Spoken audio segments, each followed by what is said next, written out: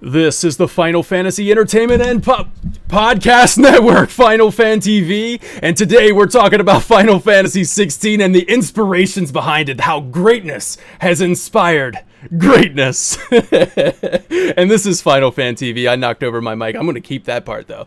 So thank you guys for being here. We have Virtuous Luna. Luna, what's up? I'm good. How are you? I'm doing fantastic, Had a little technical difficulties, but we're doing good. And then we got Drumjods. Hey, how's it going? I'm good. Luna, tell us a little bit about yourself. So, I am a variety streamer. I am currently on my journey to Shadowbringers and Final Fantasy XIV. And I am mainly excited for Final Fantasy XVI for its gameplay and its story and basically the entire combat. Yeah. I know it's mainly inspired with Devil May Cry, and yeah. Yeah, we got a lot to talk about when it comes to that, so I'm excited to talk about that. Drumjods, what's up? Not much, man. I have just started streaming and making content a couple weeks ago, thanks to a convenient career change that gives me some time to pursue my dreams.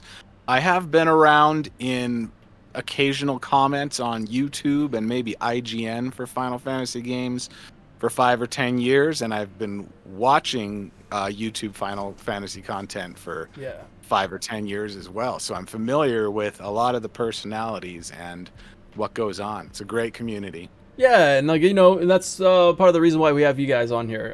It's just being so active in the comments, being so nice and enthusiastic, and just I love the energy that you guys bring. I love that you guys reached out to me to want to be on the show, and that means a lot. I love talking to the fans, and we're gonna get some different perspectives on things, which is great. Like to hear for me, I want to give the platform to the fans, right? I know you guys do the streaming as well, but maybe you don't get a chance to sit down and really just talk about Final Fantasy XVI. So if there's a chance for me to give you guys a little bit of a platform, I'm excited to do it.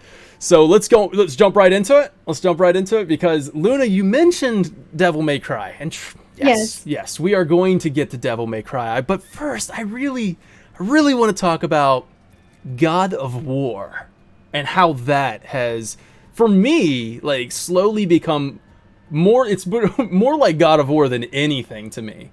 For each trailer that I see, especially the gameplay demo that was recently out there, I have not seen from start to finish because I'm still trying to savor that for myself.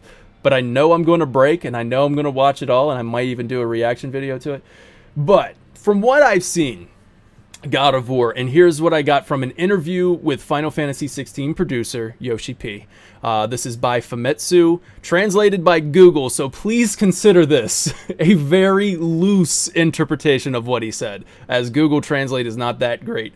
But I think his message comes across clear here. Quote, "I think it's useless to think too much about the future because when things change, things will change dramatically. On top of that, as long as I belong to Square Enix, I think that I have to make an HD AAA title within 3 to 5 years at Square Enix." Now, this was an interview before Final Fantasy XVI was announced. I also have to put that out there. All right, so if we don't do that, there is a sense of danger that the number of people who follow us will not increase. At E3 in June, I saw the new God of War and Horizon Zero Dawn and was incredibly frustrated.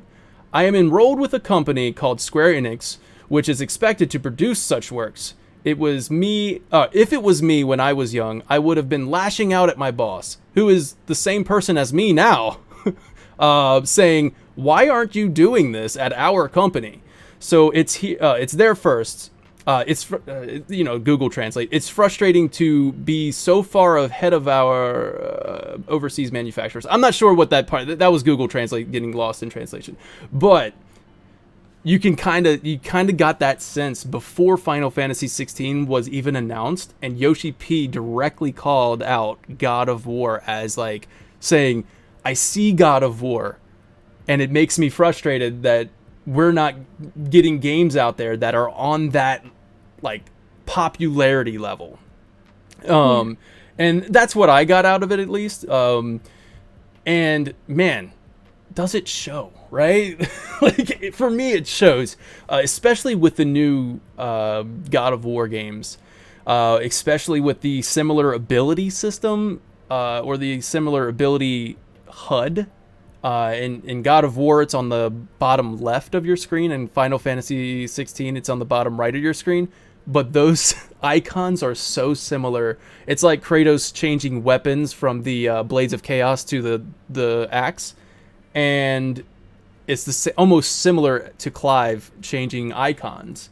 Because when you change weapons as Kratos, it gives you a new set of abilities. And they go on a cooldown when you use them. And just like Clive, when you use the icon abilities, they go on a cooldown, and then you want to like kind of chain together combos by switching between those, switching between your loadouts. And I just thought that was like, I was like, man, this is so similar. And on top of that, you have Torgal, who is your buddy, and you can issue commands to Torgal, just like Kratos can kind of issue commands to his buddy, his son, his boy.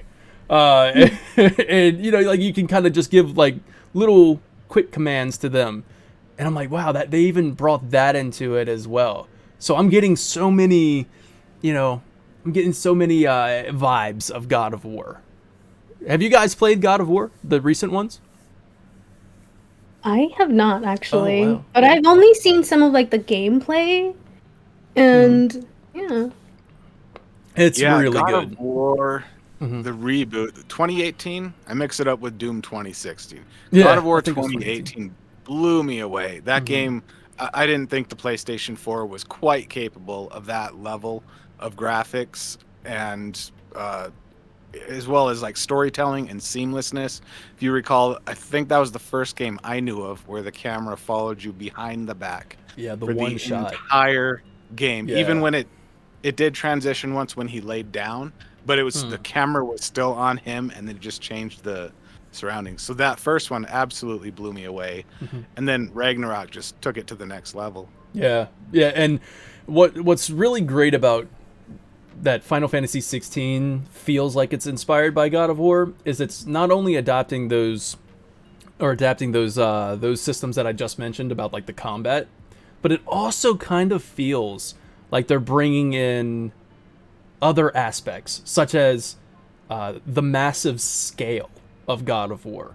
So this one kind of harkens back a little bit more towards the first trilogy of God of War, to where, man, God of War 3 is one of my favorite games of all time, just because of the scale, like scaling these gigantic titans that are, you know what I mean? Like that is the entire level is a titan, like a moving creature. And Final Fantasy XVI has kind of already shown that, especially with that one brief moment of Ifrit diving towards whatever that unknown icon is. I was like, right there, I got God of War 3 vibes. I was like, oh my god, the scale.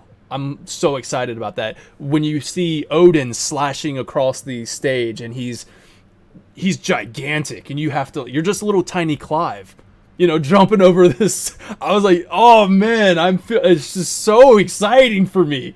So yeah, like they're kind of bringing in that sense of scale, and that's one thing that I love.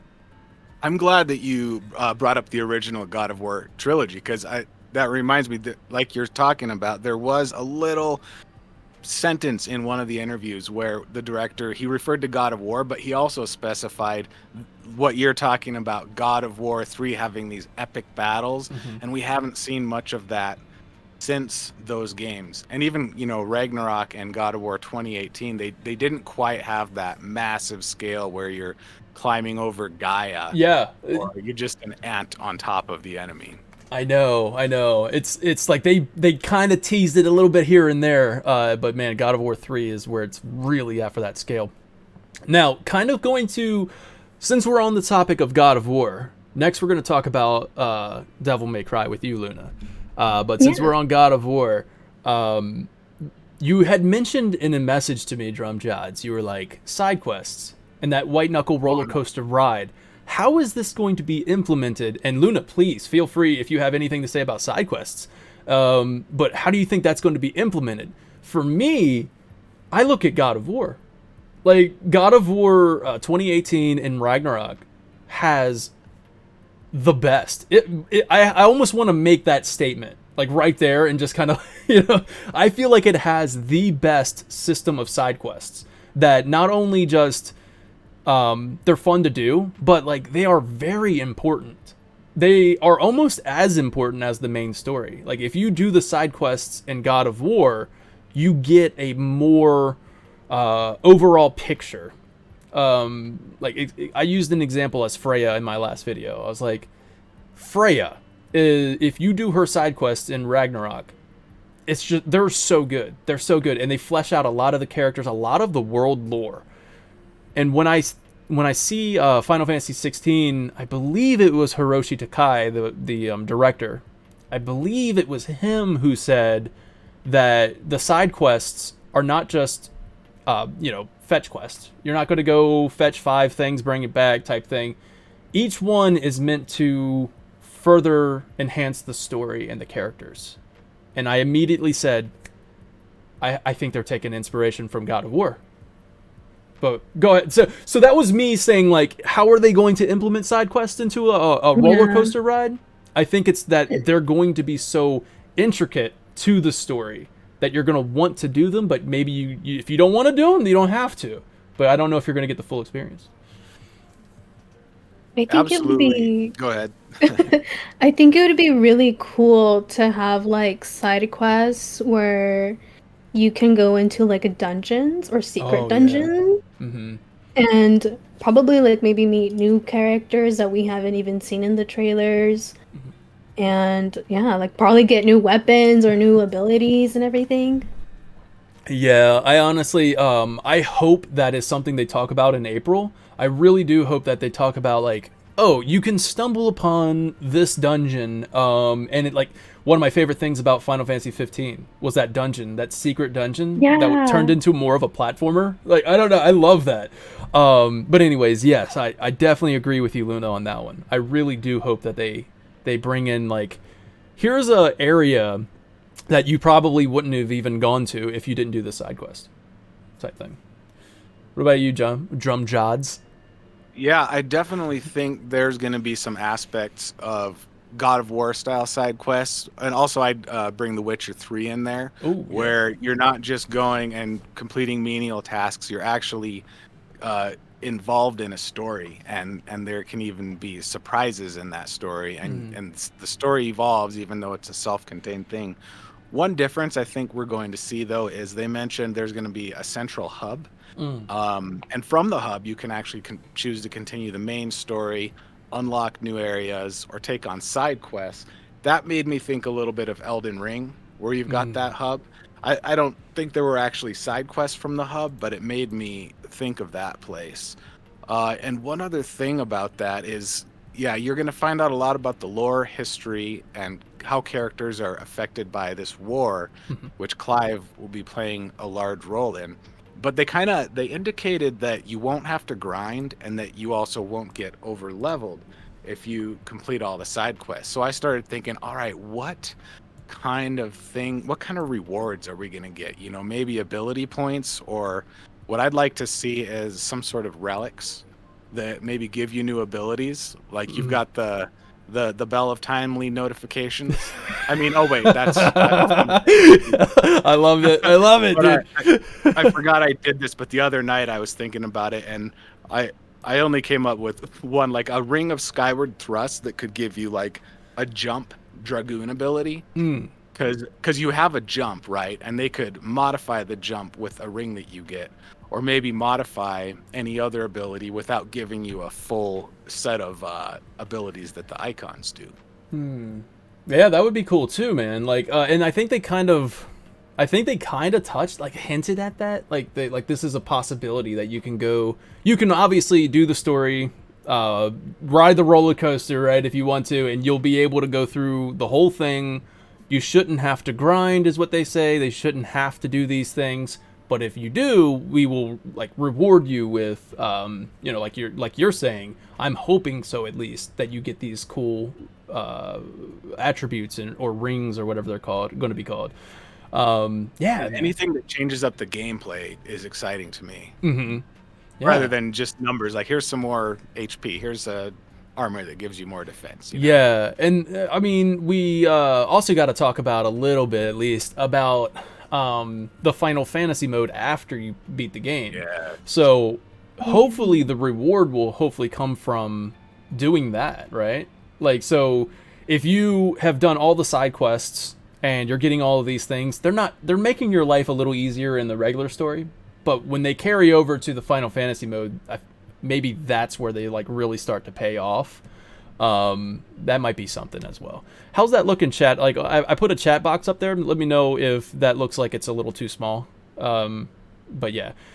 Yeah. One last thing to add about the optional exploration is I read in an interview, one of them mentioned through these 3 distinct eras, you'll be able to actually go back. You can't go back in time. They confirmed that. None of the Final Fantasy 15 time jumping, but you will be able to go back to areas from your younger days optionally and see how they've changed.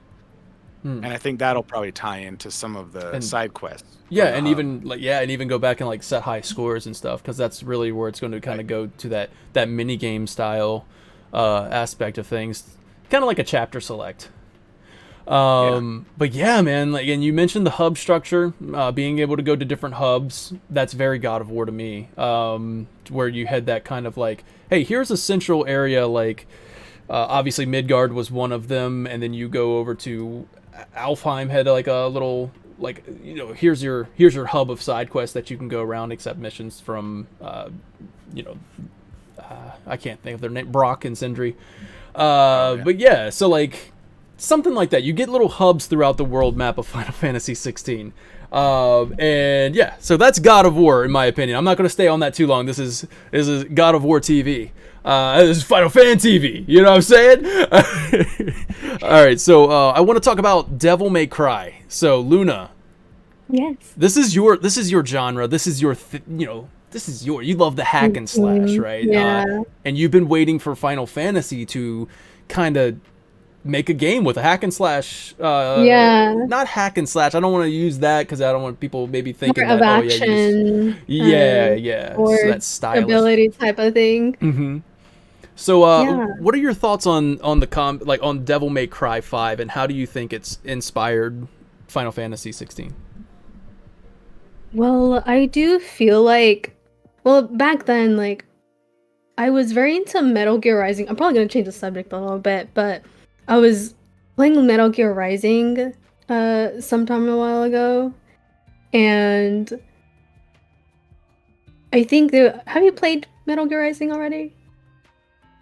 Oh no, something happened with your mic. You're muted again. I've played Metal Gear Rising, yes. Okay, so like, you know how like when you're fighting all the boss fights and everything, and then you have to press a button and just to kind of like parry, or you'd have to stop like one of the bosses. I think I kind of noted some of that in the latest gameplay, and I thought that was really cool. Like, you can see all the cinematics. And like a while ago, I thought about Final Fantasy being more medieval and also having this hack and slash Devil May Cry type of gameplay. And I think when 16 was announced, I think this was the same time when the Virgil DLC came out. I was like screaming, and I'm just like so excited, and then you hear like Virgil coming in, and it's just like an exciting moment because you also like, I'm sorry, it's just like being a huge fan of this game. Yeah. It's like, damn, like it's a dream come true, basically. Yeah, and like I mean, you got Ryota Suzuki, the guy who was kind of behind one of your favorite games of all Yeah. time, and he's now, you're merging that with your one of your favorite series of all time, Final Mhm. Fantasy. So like that is a dream come true, right? Yeah. For me, my older brother was big Devil May Cry fan, and I never really got into it. So when Mhm.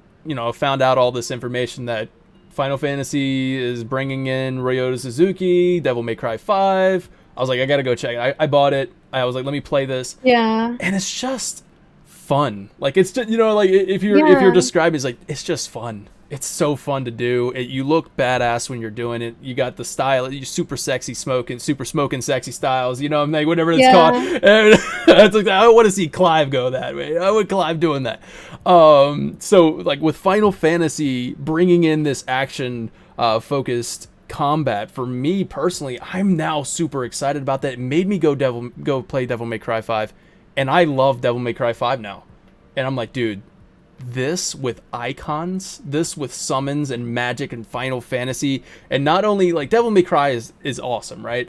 But Yeah. even the story is fun. Like it's not Yeah. meant to be taken super seriously. Like I mean, Yeah, like the characters don't really like take themselves very yeah, seriously. yeah. They're just having fun in their own way, teasing the enemies and Yeah. yeah. But then if you take that and now you're like, all right, so we're taking that stylish combat from Devil May Cry 5, we're going to put it in Final Fantasy, but we're going to keep the essence of Final Fantasy. We're going to tell a story that is mature, deep, emotional.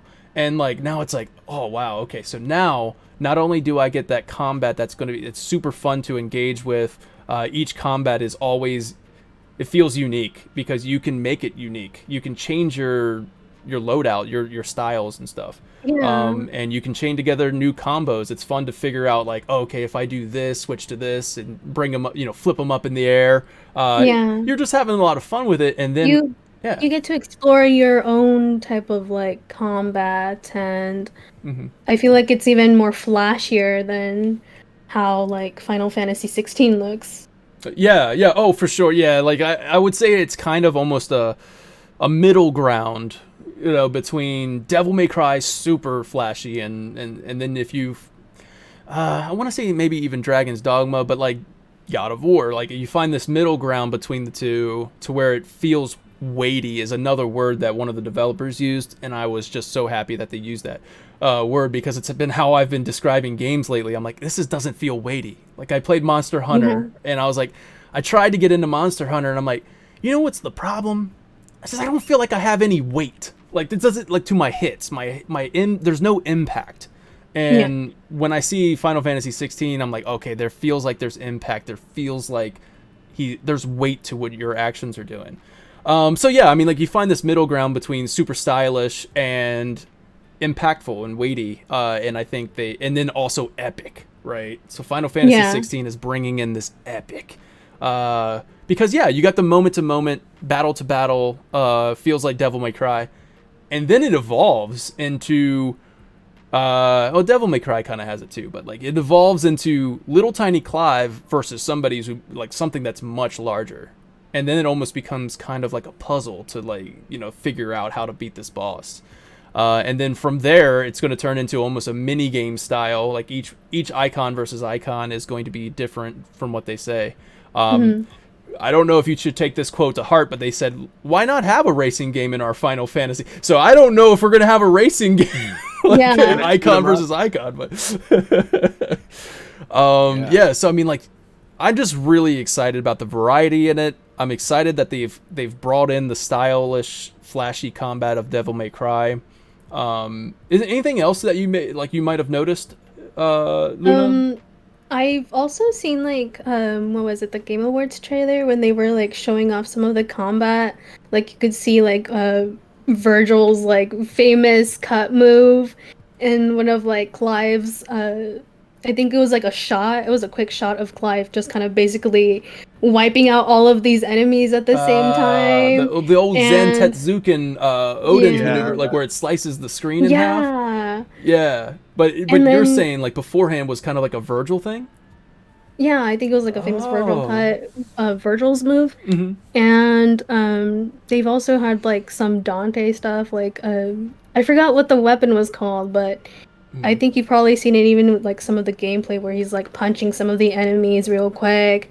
Some of Nero's where he revs up his like sword and you see like all the fire moves and stuff. Like I feel like there's like, some elements there between those characters' moves to Clive's moves. Oh, And that's I really cool.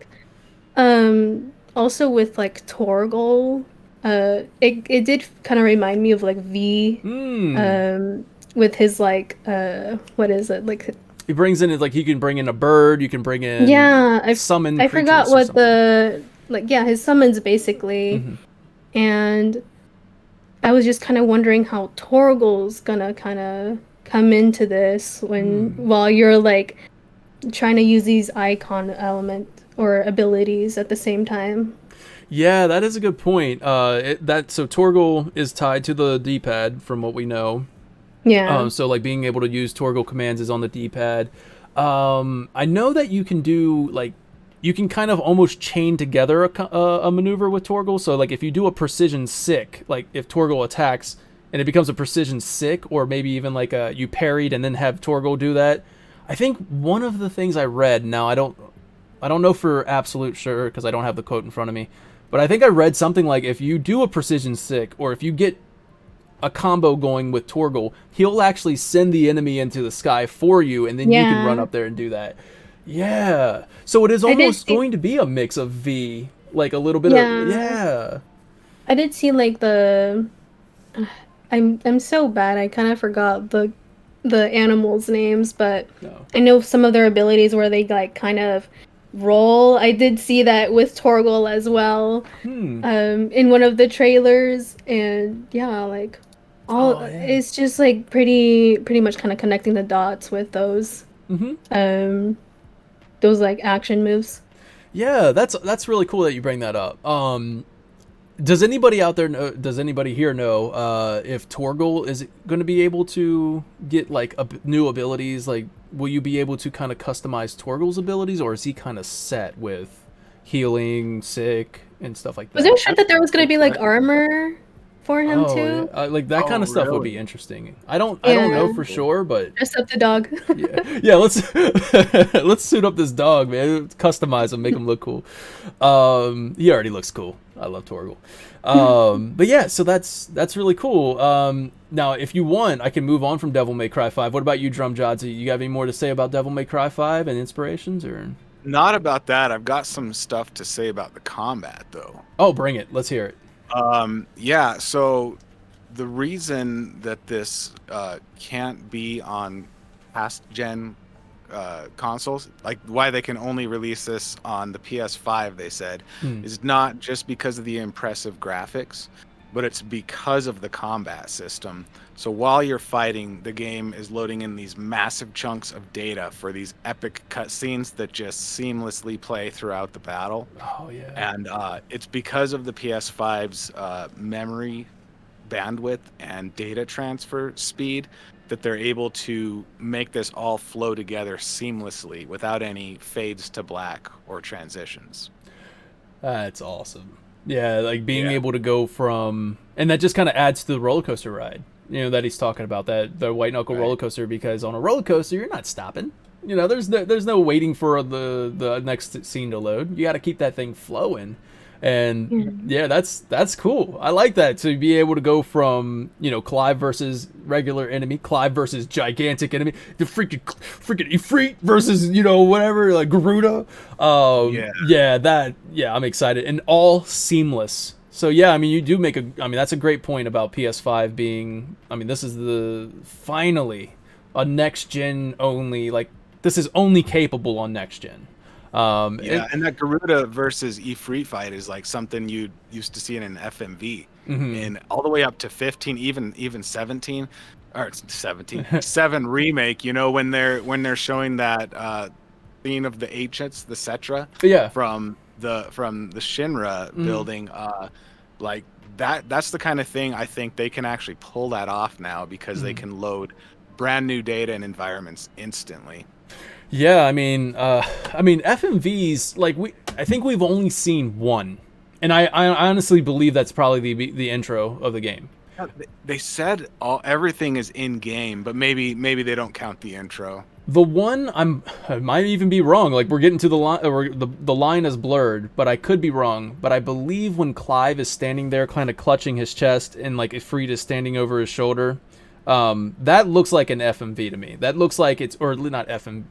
Yeah, like, like a CG, like a computer rendered, fully rendered video where he's like clutching his chest, and like he looks over his shoulder, and like Ifrit is standing there behind him, and then the two Ifrits kind of like charge at each other. Oh yeah, when he's like summoned. Yeah, I believe that might be like a rendered, and honestly, I think it's rendered only because it's probably the opening scene.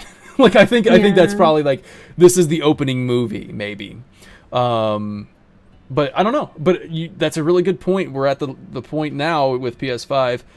Now, I have seen some not complaints, but like people pointing out that, the graphics are good, but they're not like blown away by it. Which is, I don't know. I think with the demo that released, I think that we didn't really get to see the full potential.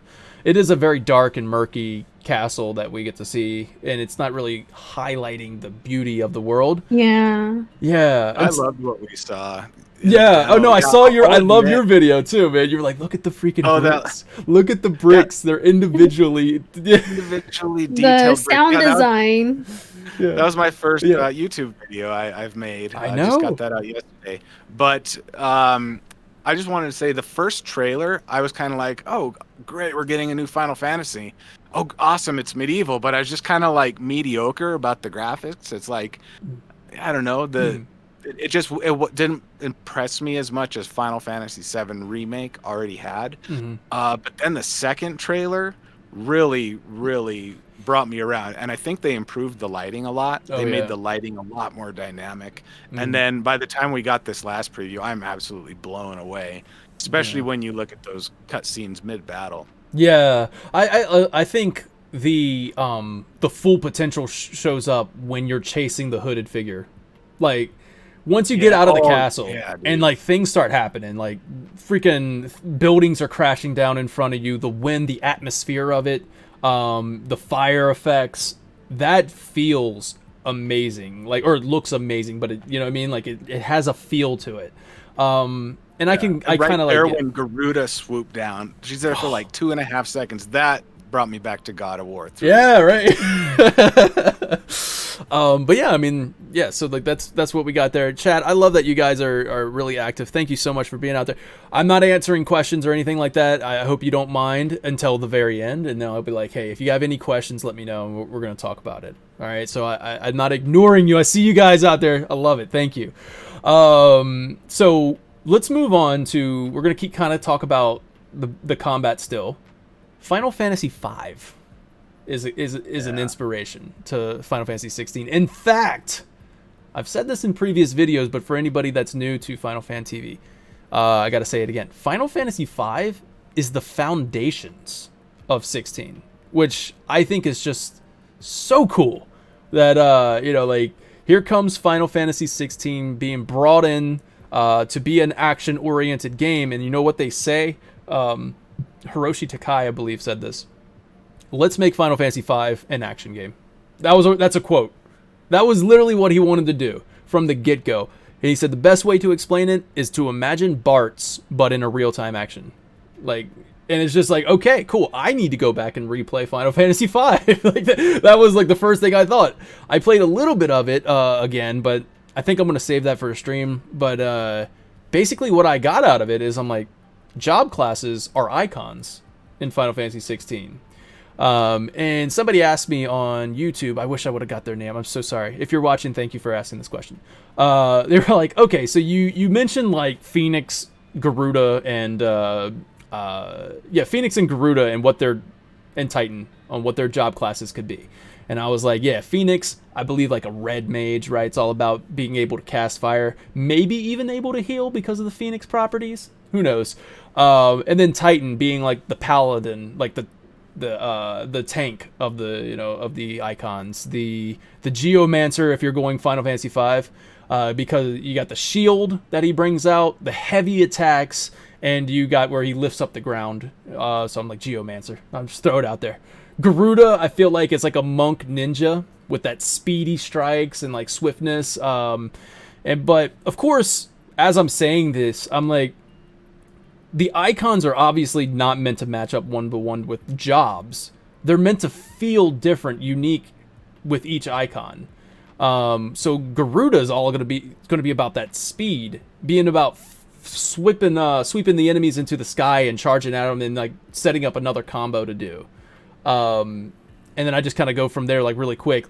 Ramu, I've maybe Black Mage. Shiva, I said like a dancer maybe because of the way she's like the graceful way she was using the ice spell. Odin being a Dark Knight because looks like one. Ifrit, a warrior because that's your base class. And it's pretty tanky. Leviathan, since we haven't seen anything on Leviathan yet, I am theorizing that Leviathan is going to be an old man, like the dominant is going to be an old man. Kind of like a Yoda of Final Fantasy XVI. That's my theory. So I'm going to go with like a sorcerer or a mystic knight type job class. And then Bahamut, dragoon. I mean, Dion's a dragoon, so makes sense. But I was just like, there's these job classes that kind of match up, right? And what they have said is that they want each icon that you switch to feel different. Like, not just that you're switching, you get to use wind abilities as Garuda. They want you to feel like you are channeling Garuda. So they make Clive move differently from what I'm understanding. They make him, I guess, swifter or like, you know what I mean? Like, I don't know if he's going to be like maybe lighter on his feet and stuff like that, but they want you to feel the icon that you're channeling. So I thought that was really cool. And that's what's going to change up things. I remembered them mentioning something about maybe Clive saying different things depending on which icon he had. I could be wrong about that. Well, we know. I love what you're saying about moving differently. Mm-hmm. That's really cool. He lets out that guttural grunt as Titan.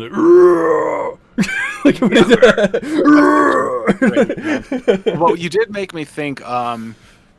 I haven't thought of this before, but I'm curious what the viewers think.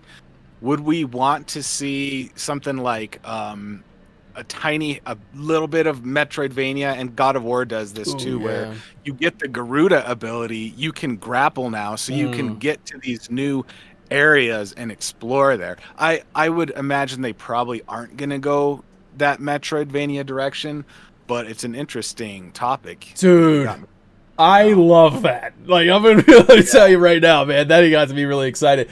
I don't know. I'm with you on that. I don't know if they would go that direction, but even if it was like for side quests or something like that, or like exploration only for optional stuff. Yeah. I would love that. I do love that when you get a new ability, especially if you get an optional ability, and then you can go back and unlock this new area. You know, Titan can maybe like crush some rocks to get into a cave. Ifrit can burn down some brush that you couldn't get through.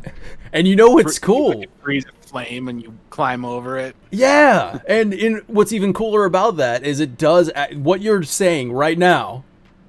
Goes into the Final Fantasy V inspiration. Like, if they are to do that, when you switch to your job classes, they're able to do different things in the actual exploration, not just combat. Like, so if you unlock a certain ability or if you unlock a certain job, they're able to, I don't know the specifics, but they're able to change things in the actual exploration thing. You're right, there are a few. There's like the class that lets you walk over pits, or like one you can walk over lava and spikes without taking damage. One, you won't fall down a hole and the thief can run faster. But I don't think it went too far beyond that in 5. Okay, yeah, so like just little tiny things that maybe you can, you know, like you're saying, like freeze some fire, get across it, and go fight an optional boss, like something that they give you a hunt, you know? I think I would love that. I know I would love it, man. That's awesome. I love that. All right, so I'm going to go on to Dark Knight, but I know that you guys are kind of unfamiliar with the Dark Knight, but I got to talk about it. And let me know what you guys think about this. So, Familiar with the trilogy, just not that third movie in the trilogy is all. well, the Dark Knight's the one with Heath Ledger as the Joker. That's the second one. Yeah, it's the second movie in the No, I did see the second one. I was thinking Dark Knight was the third one. Okay, no, that's Dark Knight Rises. Oh, okay, I did see this. Great movie. Okay, awesome. So like Yoshida talks about how that's his favorite movie of all time, and how I guess he's like, I guess you could say I'm inspired by that, and how light and dark coexist, and that will be a theme that transfers over to 16, is what he said. Like it will be present in Final Fantasy 16. So I kind of want to read off some quotes that the Joker says, because I just love what he says in this movie. He has some great lines. First one, to just kind of bring it out there. Quote from Joker: "Introduce a little anarchy, upset the established order, and everything becomes chaos. I am an agent of chaos. And you know the thing about chaos?" It's fair. I need a Jack on that one. I didn't know how many chaoses were in there until I said it. But yeah, I need a Jack. But yeah, the thing about chaos is it's fair. Now, the reason why I bring up this quote is Clive. We know that his objective is to destroy the crystals, which will certainly upset the established order. I also theorized that Ifrit is the catalyst of chaos. So, essentially, Clive would be the agent of chaos. Ooh, you know what I'm saying? Is Clive chaos? That's what I'm trying. I'm trying to push that theory. You know, I'm trying to push it. What do you think, Luna? Are you saying like he's on the quest to basically destroy every single like aetherite or crystal? Yeah. Yeah, we've gotten that out of like, I think it was the Japanese website that said Clive sets out to destroy the mother crystals. Yeah. And stuff like that. So they let that out of the bag. That's what we got. So we know that he's out there and he's going to disrupt the order of things. And I mean that brings about chaos. Yeah. So I'm like I don't know. I just feel like we're playing as chaos. That's what it's gonna be. Even though we've already kind of gotten that with Stranger of Paradise, but it's gonna be cool. Yeah.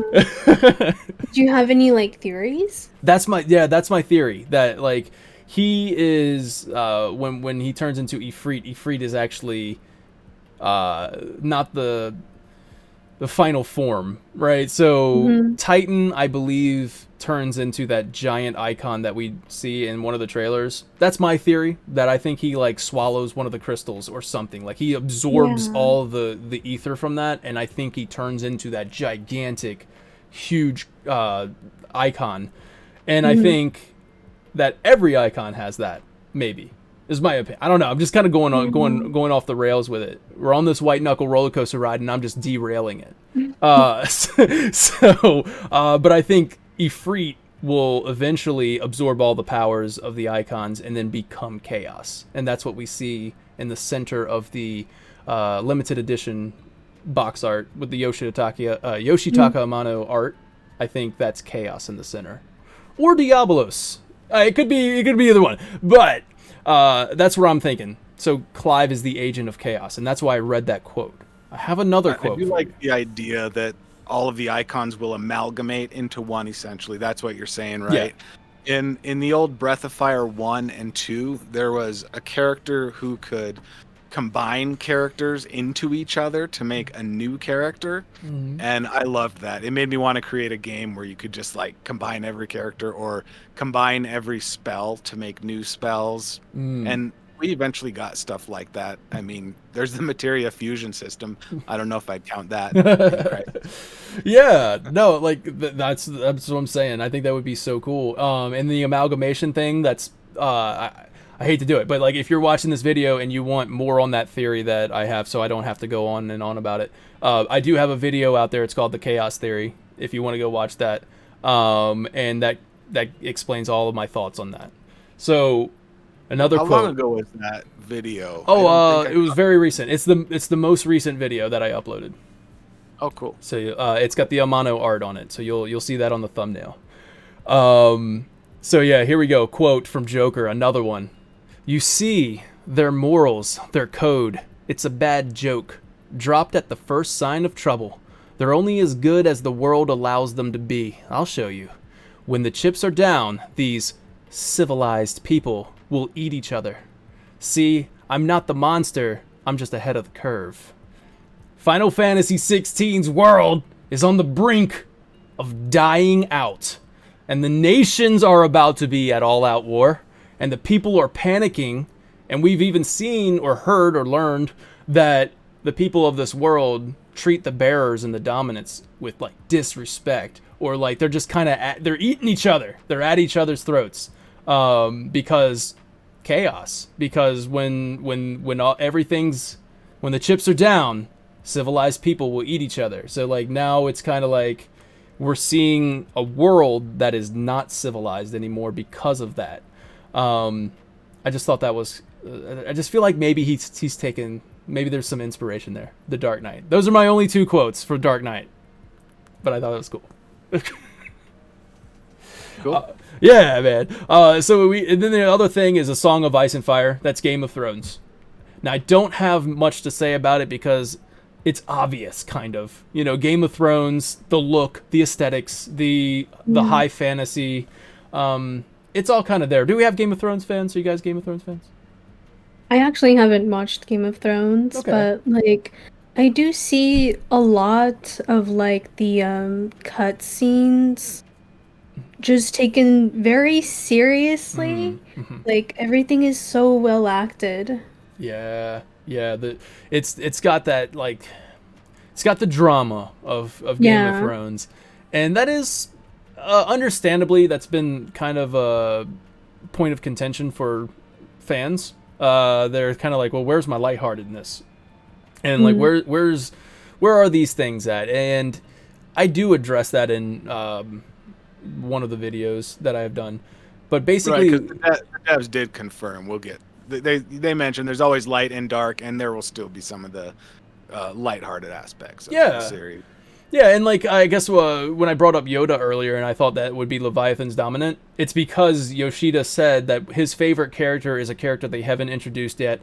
It's an older person, and he's kind of got like a comedic side to him. So you kind of get like a sense of like, all right, so this is going to be kind of like a Yoda type thing where he's going to be like this oddball, and I think that's going to be fun. I think that's going to be your lighthearted injected in there. And of course, we've seen it already, a Moogle talking to Clive. I think you're more like a comedy relief, basically. Yeah. I mean, I don't think there's going to be much of it, but I think you're still going to get that feel of Final Fantasy in there.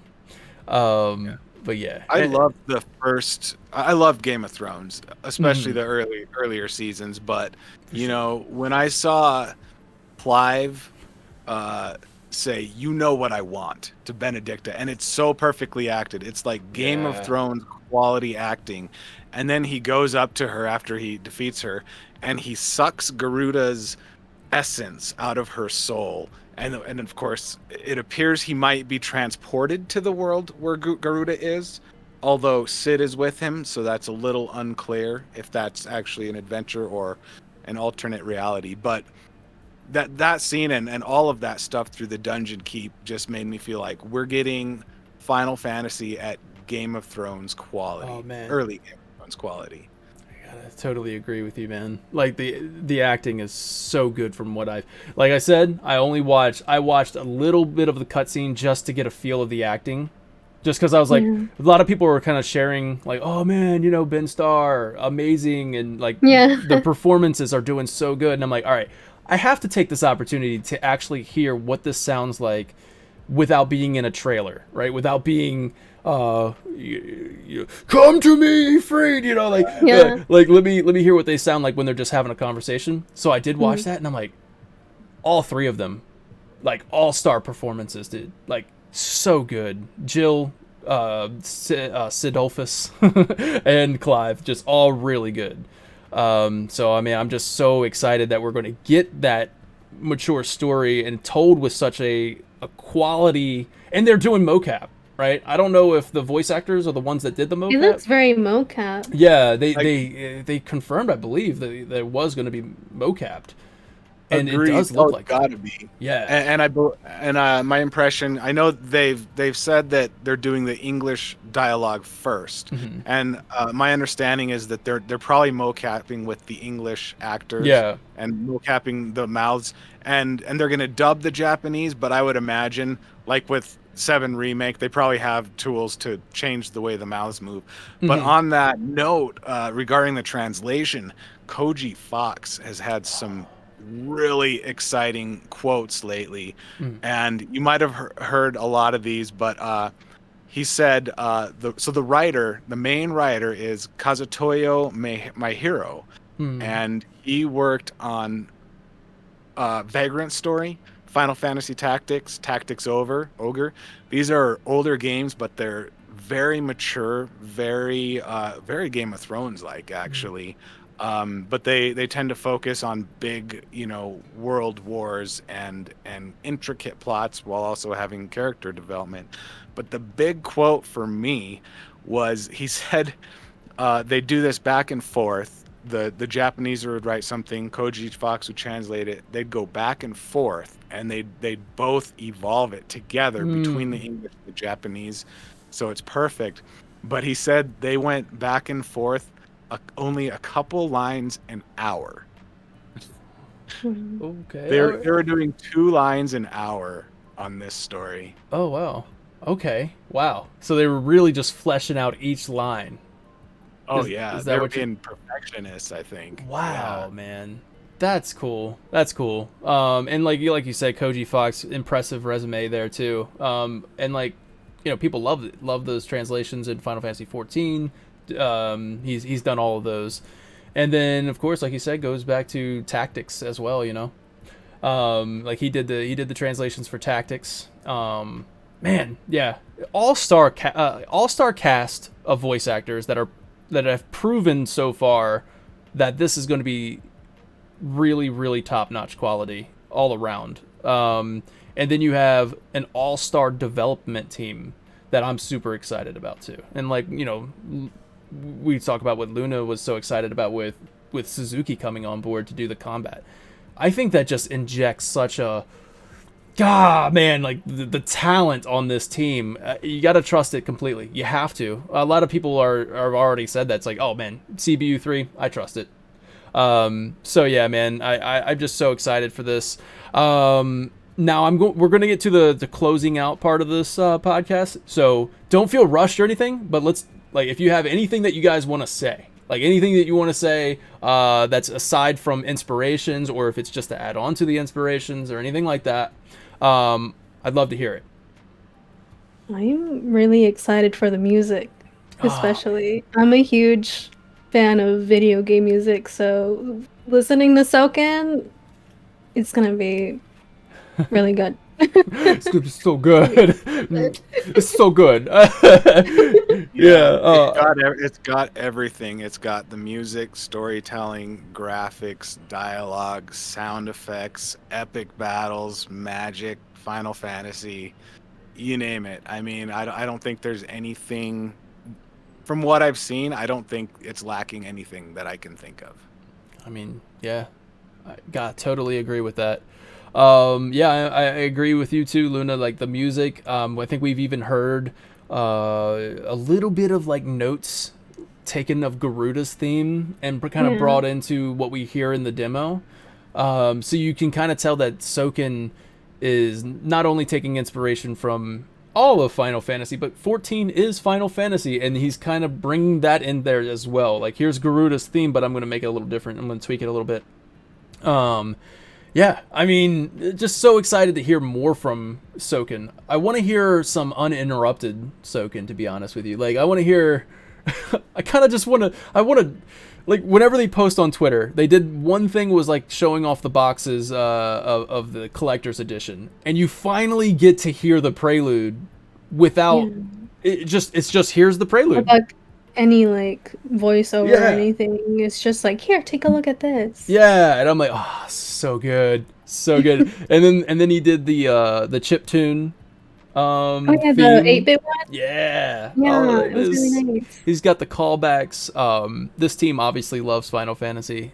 So, man, how about you, Chad? You guys have any questions that you want to ask us before we get going?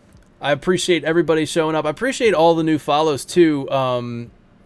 Kind of go through Kiana Flame, Sun Lion, Eat and Sleep, Soupy Noodles, Game.Film, Midnight, Blizz 452, and Angelic Reaper. Thank you guys. Thank you all for following and supporting us. The goal for Final Fantasy TV is still, man, we're trying to get an early review copy of Final Fantasy XVI, so we need to do it with your help. We need to get you guys to share it if you can. Get Square Enix's attention and let them know that you want to see Final Fantasy TV do a review on, that way we can have it up by launch. To bring that hype. I mean, of course I'll be honest with my reviews. I always am. But I don't think I'm going to have to have too much to say critique-wise, but I would be so excited. But yeah, let's see what we got here in the chat. Opinions on how they'll handle the level progression of party members. Now, yeah, we kind of talked about if Torgal will be able to be customized with abilities and stuff. But do you guys think when Garuda joins the party, will we be able... Not Garuda, I'm sorry. I'm assuming that... when Sid joins the party, When Sid joins the party, do you think we'll be able to tinker a little bit with maybe equipment or abilities of them? Or do you think they're going to be a separate thing? That'll be nice. That too. I know they mentioned that we'll have enough gold to buy all the best equipment through the main story without side quests. But that'd be great if we do get to tinker with that stuff. I just hope that the enemies don't scale with your level, because I like to play a game where getting stronger, you can't really tell you're getting stronger and making progress if the enemies are progressing with you. You have to be able to go back to those earlier areas and compare how the fights go. Yeah, I honestly don't know if we've had an official word on that. I know that he said that in the Final Fantasy mode, you don't level, your weapons don't level, and all that other stuff. So it's just kind of like good luck. And then for the game itself, I know he said, hey, you can just go through the thing. You shouldn't have to level grind or anything to get through. But yeah, I'm assuming that if you get more powerful, you'll be able to have an easier time. That's my opinion. I think that's how it'll be. What were you going to say, Luna?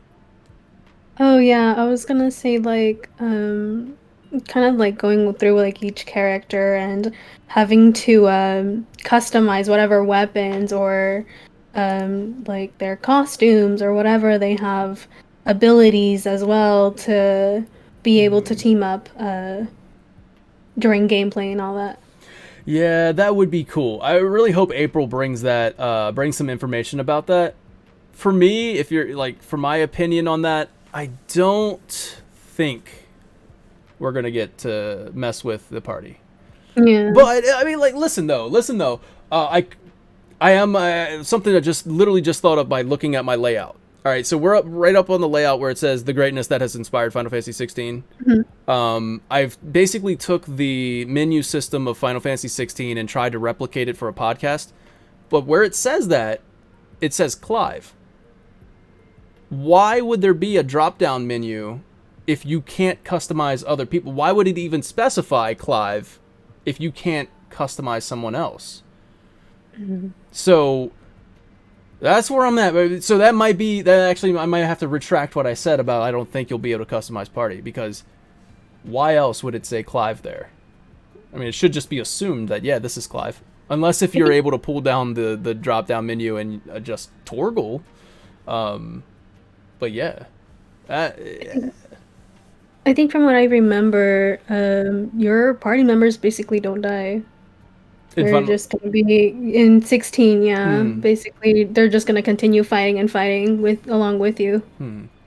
I'm okay with that, because you don't want to have to micromanage them if you can't control them, right? Yeah. If you can't cure them, if you can't do anything with it, they're just kind of there. They're just getting they're swapped in and out too. So it's kind of like in God of War, like Ragnarok. You get lots of different party members, but you get to customize them. So that is interesting. In God of War, you do get to like customize anybody who joins your party. So yeah, like that was a good question. Midnight, thank you for that. Perhaps in a Dragon's Dogma style pawn system is what Midnight suggests. Let's go. Do you have any more questions for us, guys? Let's see. Kind of disagree. I personally prefer level scaling. That's angelic. I mean, that's cool. Yeah, that's cool. It does add like a level, like a layer of difficulty in level scaling. So like in New Game Plus, I know, or I guess I don't know for sure, but I feel like I read in New Game Plus that enemies will scale accordingly. So if you're coming in on a level 80, a New Game Plus, the enemy should scale to that. I know they're changing the enemy placement, and they're going to put enemies from later in the game earlier in the game when you're doing the Final Fantasy mode. Okay. Oh, I get you saying New Game Plus. That's a different thing. Yeah, I know Final Fantasy is part of it. So like when you choose New Game Plus, you can choose that difficulty, or you can just play the game again. I think. Okay. That's what I'm assuming. So this is where like more information would be great in April to like kind of answer these questions. All right, so we got. Think there will be a boss gauntlet rush mode from Vincent Graymar. I mean, if we're talking about like the arcade style of the combat and everything, it would make sense, right? Like to just kind of go on a boss rush mode. We know that there's the chapter select thing to kind of go back and try to set high scores, but they talked about going back specifically to previous fights, and I think they're talking about icon fights, so you can replay those for a better score. Yeah, so that would be cool. Let's see. I'm just kind of scrolling real quick because we're gonna get this wrapped up. So Daniel is the dominant Vinny's icon. Yeah, Vinny is the Fyriga fighter icon. Yeah, I'm the dominant. That's right. You heard that, Vinny. Why is Clive so attractive? He does look a lot like Jon Snow, you've got to admit. I mean, yeah. Let's go. We got Jon Snow, who represents ice, and Clive, who represents fire. Jill, who represents ice, but she has like a silver hair, and Daenerys Targaryen had silver hair, but she represented fire. It's like a mismatch. Whoa. I never noticed that. What? You just figured it out. I figured out the Song of Ice and Fire. Why is Clive attractive? I mean, I don't know. I'm there, right there. So I got a poster on my wall because of that reason. Clive was modeled after Danny, or after me, actually. Oh, are you saying I'm attractive, Vinny? That was Vinny's follow-up to that question. All right, Vinny.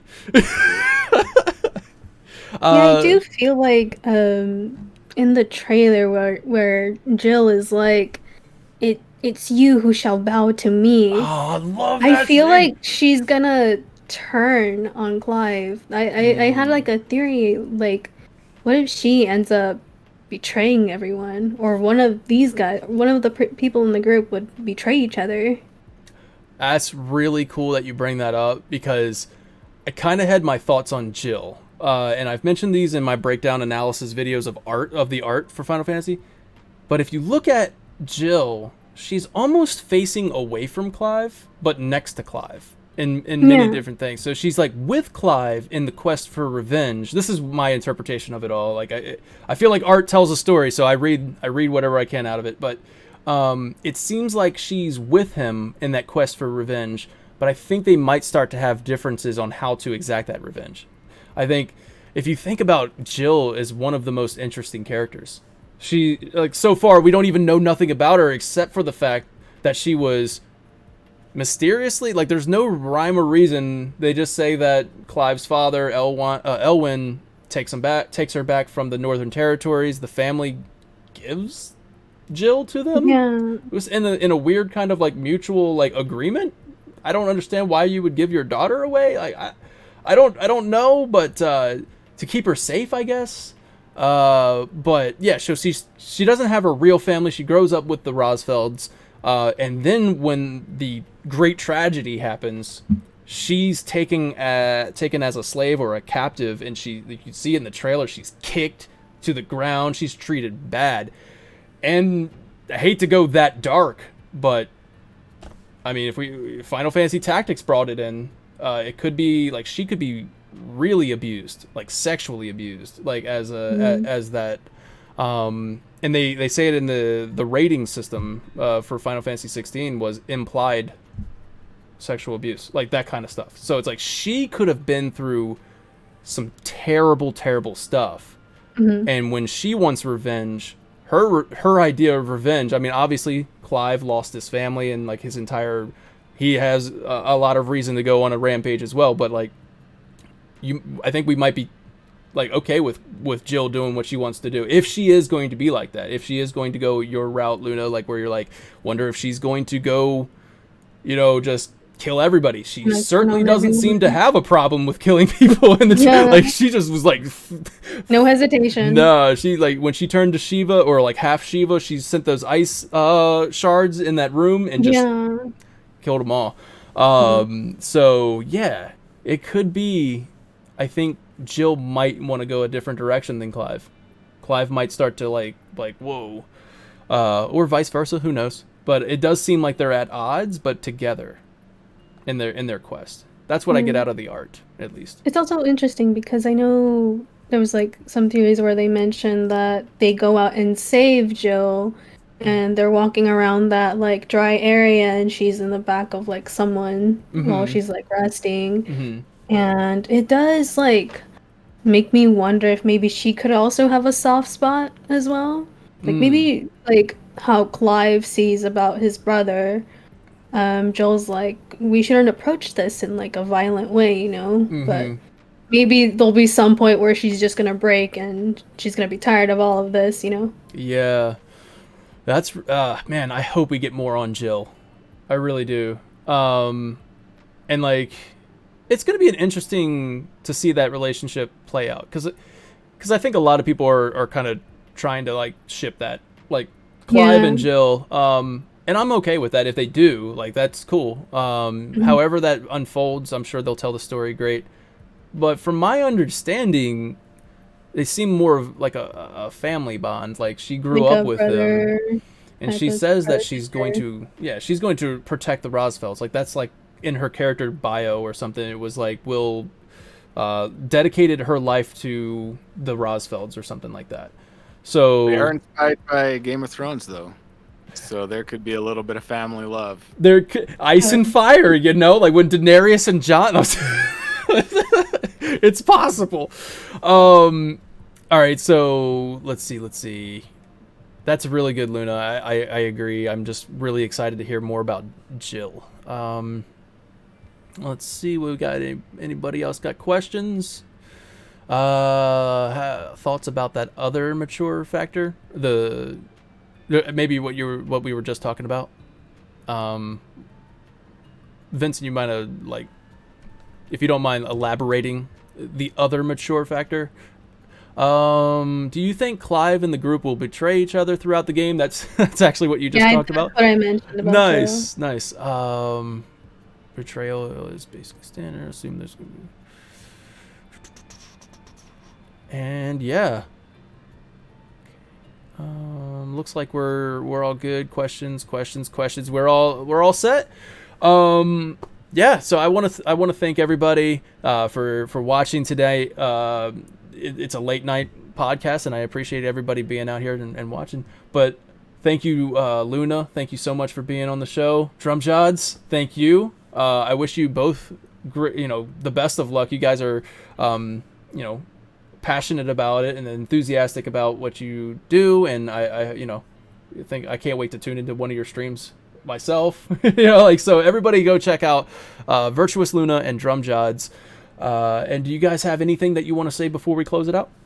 Yeah, thanks so much for having us, man. It's definitely an honor to be here. You can actually find my content on YouTube. It's Drumjod. My Twitter is drumjods. For some reason, I couldn't do drumjod, but everywhere else, YouTube, Twitch, random other sites, you can find me as drumjod, and it'd be great to meet up with some of you guys, in chat and discussions one of these days. I'll Awesome. probably see you in the chat room on Daniel's next podcast. Heck yeah, man. Thank you. Yeah, same here. Thank you so much for inviting us. I also can't wait to catch up with a lot of your FF16 content.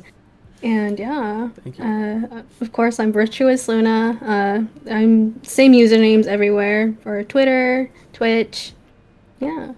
Awesome. Well, thank you so much for being here, both of you. Thank you. This was a great conversation. It's so exciting, so hype, so many hype moments. You know what I mean? So many things that you guys said. I was like, oh man, I like that. So Bring this it was out good. of us, man. Yeah, man. Warrior of Hype delivers. Yes, the bringer of hype, the warrior of hype. I'm trying real hard. To get that early review copy. All right, I'll await the fiction. Look, find fictional men. Everybody's fangirling about all these characters. Great stream, had a great time watching. Thank you guys so much. And yeah, we'll be back again for some more Final Fantasy 16 podcasts. And if you want to, everybody, please go check out these amazing guests and their content and their Twitter accounts. And if you want, you can go to YouTube, and if you're just just now tuning in and you want to watch the full thing, the video will be on YouTube. Please go there and watch it. Please subscribe there. And yeah, so that's it. And also, of course, all of my theories and videos that I've done on 16 are there. There you go, everybody. Thank you so much for watching. Take care now. Bye-bye then. Bye-bye then.